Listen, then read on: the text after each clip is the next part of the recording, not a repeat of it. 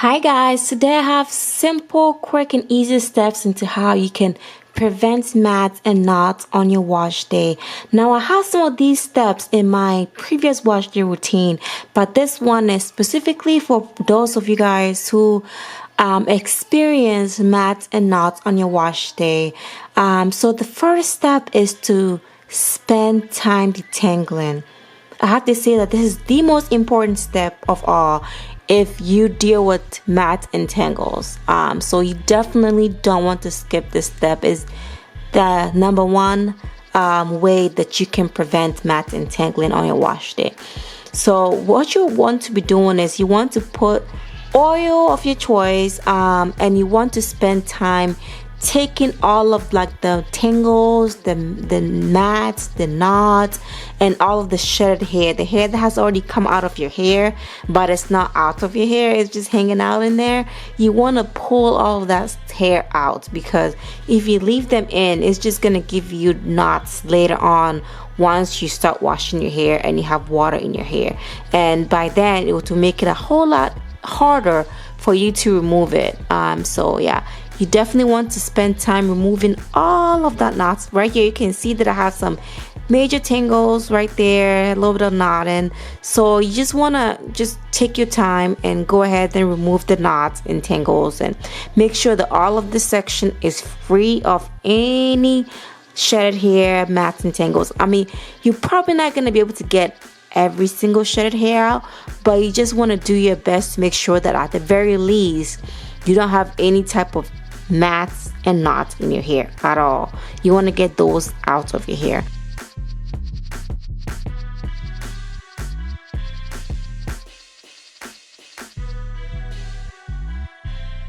So the second step is to put your hair in sections. Okay, this is another way that you can definitely prevent mats and knots on your wash day. Now I wash my hair in twists, but you don't have to wash your hair in twists. So I took one hair out to show you that even when you're not washing your hair in twists, of course you should section your hair, and as you take your hair out of whatever section, whether you have it with tie up or you have it in braids.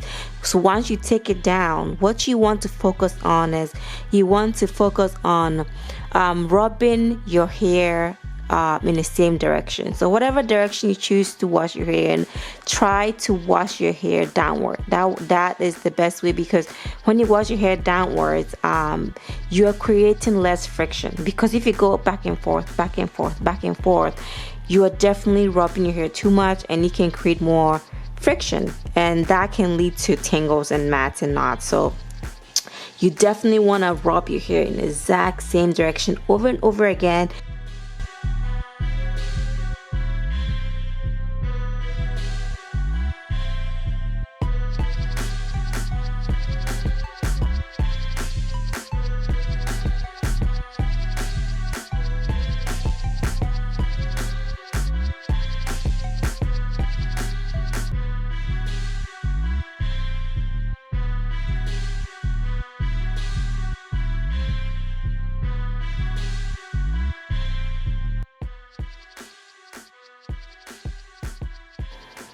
And right here I was showing you guys, how you can be gentle whenever you're washing your hair in twists. Right here my hair is in twists, but I'm not rubbing the twist down too much, right? I'm not rubbing it. I'm kind of like squeezing the hair, right? So right here I think I was rinsing the hair, and all I'm doing is just squeezing it downwards. Squeeze. As the water rush through the hair, I just squeeze it down, and that creates less friction because I'm not rubbing my hair back and forth and getting it to be frizzy. Alright guys, so now we're gonna jump straight into deep conditioning our hair. We're not even gonna do in shower detangling right now. We're just gonna leave the hair like that, and we're gonna deep condition it. So I put my conditioner in a bowl, right, and then I added oils. So if you want to know what products I'm using, I'll just leave the link below in the description box. But I put my conditioner in a bowl, and then I added castor oil, avocado oil, and vitamin E oil.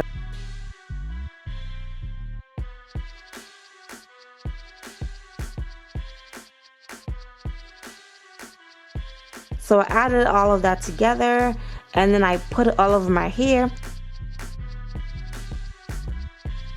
while I am applying a deep conditioner, I am feeling for mats and tangles. If I don't feel anything, I'm going to go ahead and twist it up. And I left it like that under a heating cap, a heating deep conditioning cap, for about 1 hour. All right, you guys. After you've put the conditioner in your hair, leave it for 1 hour, right? And then as the conditioner stays in your hair, don't wash it out. If you feel like your hair has major knots and tangles, then you definitely want to section your hair and carefully detangle your hair with your fingers, a combination of your fingers and a comb with the conditioner in your hair, because that will definitely give you more slip and it will make it a lot easier to get those tangles out of your hair.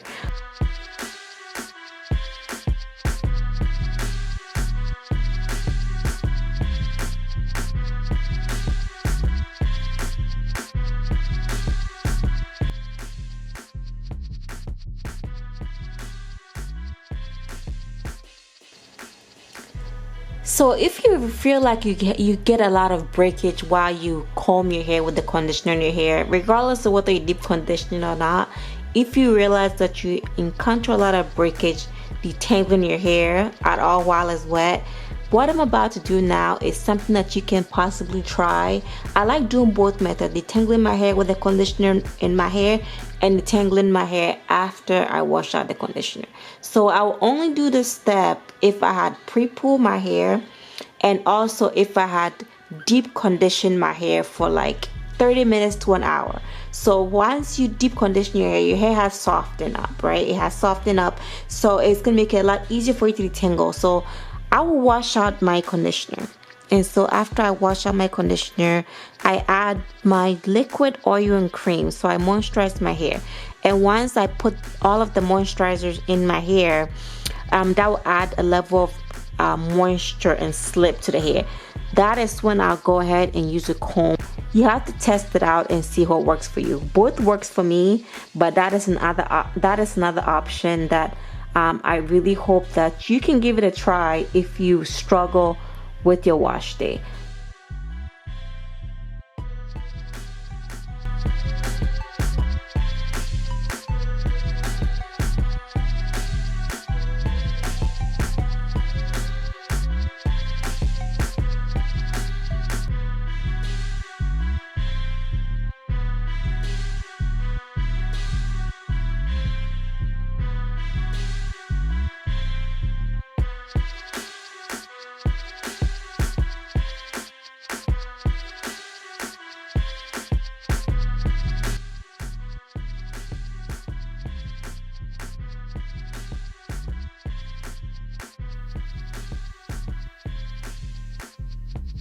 And then I put my hair in chunky twist. I put the hair in big chunky bantu knots, right? So that is my way of stretching my hair as it dries. So putting the hair in big chunky bantu knots will help the ends of the hair stay stretched as it dries, and that definitely prevents tangling and knotting on your wash day. So you definitely want to make sure that your hair is in some sort of stretched way, right? Whether you have it in bantu knots or the banding method or something that allow your hair to stay braids, right? You can put your hair in braids and just kind of leave it down any type of way. You don't want to just leave your hair in an afro and say, hey, go ahead and dry, because if you leave all of your hair in an afro and allow it to dry like that, all you're gonna do is ask for your hair to tangle up and mat up. So you want to separate your hair, braid it, twist it, put in bantu knots, leave it in the way that would allow the hair to stay stretched. And this is just one way that I do it. I put my hair in big chunky bantu knots and allow it to dry. I allow it to dry overnight, or if I do my hair earlier in the day, then I'll allow it to dry most of the day, and then I will re-moisturize it at nighttime and style. So this time I allowed it to dry overnight because it was late, and then the next day I re-moisturized it again. But this time I didn't use any type of liquid leave-in conditioner. All I did was I used an oil and then I used cream on my hair, and then I styled it. I put in twist and then I did a buntu knot just to get some curls, you know, just to style my hair. And I find buntu knots to be super easy and quick. It doesn't require any equipment or anything like that in my hair, and so I like doing them a lot. So I just went ahead and moisturized my hair, like I said, only with oil and cream this time. I skipped the leave-in conditioner the next day, and then put my hair in smaller twists, and then of course I wrapped it around in a buntu knot, let it to dry overnight.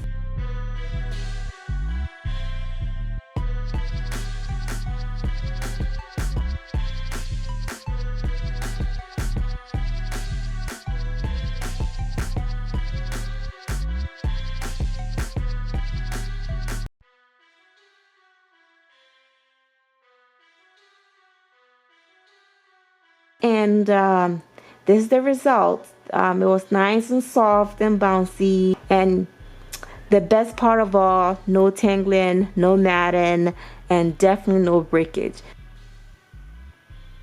Alright you guys, so I really hope that you enjoyed this tutorial. Hopefully it was helpful and useful on your wash day in preventing knots and tangles. So if you did, give me a thumbs up, subscribe, comment, and share this video, and I'll talk to you guys next time. Bye.